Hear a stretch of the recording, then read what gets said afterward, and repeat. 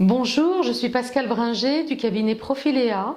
Je suis coach d'équipe dans les entreprises et j'accompagne les dirigeants, les managers, pour améliorer la cohésion et la performance de leurs équipes, ceci dans le but d'atteindre leurs objectifs. On me demande souvent quelle méthode suivez-vous lorsqu'après avoir observé les comportements dans une équipe, vous devez intervenir pour faire de l'accompagnement. Pour accompagner une équipe de direction ou toute autre équipe dans une entreprise, j'utilise des outils de coaching traditionnels destinés à améliorer cohésion et performance et basés sur l'observation des comportements. Mais également, et depuis récemment, j'intègre toutes les méthodes, outils et techniques de l'approche neurosensorielle dans ma pratique de coach. Alors, dans un premier temps, l'intégration neurosensorielle, qu'est-ce que c'est ? Eh bien, l'intégration sensorielle, c'est notre capacité de sentir, de comprendre et d'organiser les informations provenant de notre corps et de notre environnement. Ces informations nous sont transmises par les systèmes sensoriels que sont la vision, le toucher, l'odorat, le goût et l'audition.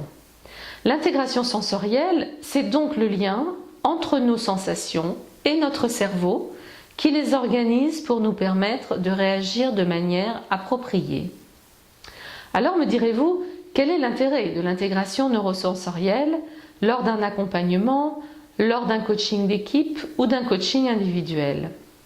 Eh bien, l'idée, c'est de permettre aux personnes accompagnées d'être à l'écoute de leurs sensations et de les intégrer en complément de ce que leur indique leur mental, leurs pensées, leurs valeurs et croyances, leur conditionnement. Vous l'aurez compris, cette approche est donc complémentaire aux outils plus traditionnels d'accompagnement. Elle reconnaît l'existence et l'importance de ces capacités sensorielles et émotionnelles et elle les remet à leur juste place au même titre que nos capacités intellectuelles. Concrètement, qu'est-ce que ça apporte dans un accompagnement d'équipe ou individuel ? Dans ce monde changeant et complexe, le manager d'aujourd'hui a besoin d'agilité, d'adaptabilité et de toutes les ressources en termes d'intuition et de créativité. Pour cela, il doit être capable de mobiliser son intelligence neurosensorielle et d'utiliser son cerveau en mode adaptatif pour favoriser l'authenticité, l'intelligence collective, le travail collaboratif et la richesse de la diversité.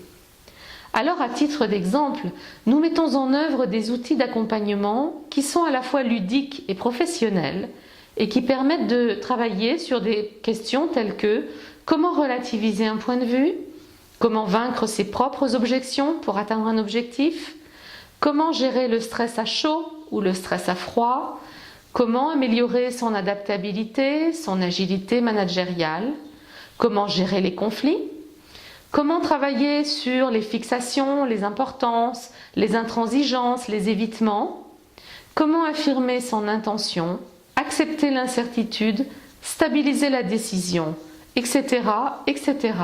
Si ces thématiques vous parlent, si vous connaissez ces situations, alors n'hésitez pas à nous contacter.